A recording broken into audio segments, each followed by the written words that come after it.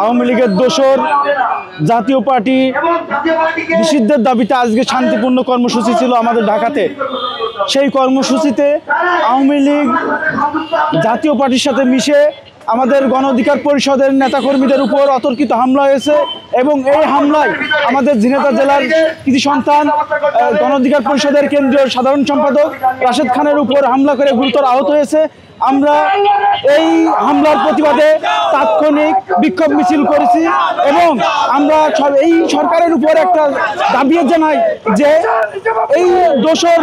এই দোসরদেরকে আওয়ামী লীগকে যেভাবে নিষিদ্ধ করা হয়েছে এই দোসরদেরকেও নিষিদ্ধ করতে হবে।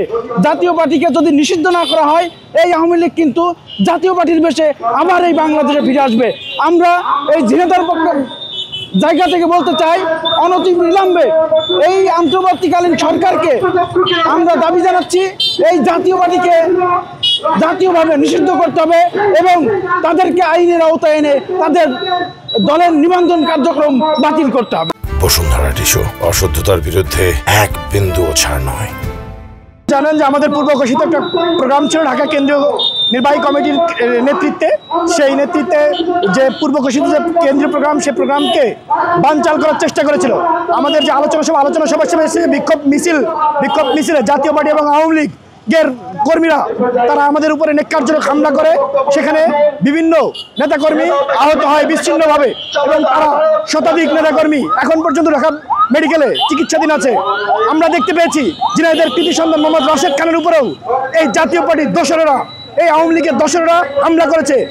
এই আওয়ামী লীগের রাজনীতিকে নিষিদ্ধ করার মাধ্যমে, জাতীয় পার্টির রাজনীতিকে নিষিদ্ধ করার মাধ্যমে একটা কবর রচিত হোক, আরেকটি যে আমরা নতুন বাংলাদেশ প্রত্যাশা করছি সেই বাংলাদেশের স্বপ্ন পূরণ হোক এবং একই সাথে যারা এই হামলার সাথে জড়িত ছিল তাদেরকে দৃষ্টান্তমূলক শাস্তির দাবি জানাচ্ছি। যারা জেনে থাকবেন, ইতিমধ্যে বিভিন্ন সোশ্যাল মিডিয়া এবং ইলেকট্রনিক্স ও প্রিন্ট মিডিয়ার মাধ্যমে আপনারা জেনে গেছেন আজকে একটা শান্তিপূর্ণ কর্মসূচি ছিল। সেই শান্তিপূর্ণ কর্মসূচিতে আওয়ামী লীগের দোসর জাপা এবং আওয়ামী লীগের গুপ্ত সন্ত্রাসীরা তারা রাশেদ খান এবং ভিপিনুর আমাদের কেন্দ্রীয় নেতৃবৃন্দের উপর অতর্কিত আক্রমণ চালিয়ে তাদেরকে আহত করে। ইতিমধ্যে আপনারা জেনেছেন অনেকেই ঢাকা মেডিকেলে প্রাথমিক চিকিৎসা নিয়েছে। একটা জঙ্গি সংগঠন এই জাপার লোকজন এখনো বাংলাদেশে সক্রিয় আছে, এতে আমরা সত্যি অবাক হই এবং বিস্মিত হই। আমরা ডক্টর মোহাম্মদ ইউনূস সরকারের কাছে দৃঢ়ভাবে দাবি জানাতে চাই, জাপার সমস্ত কর্মকাণ্ডকে নিষিদ্ধ করে এই বাংলাদেশ থেকে তাদেরকে বিতাড়িত করার জন্য প্রয়োজনীয় পদক্ষেপ নেওয়ার আহ্বান জানাচ্ছি।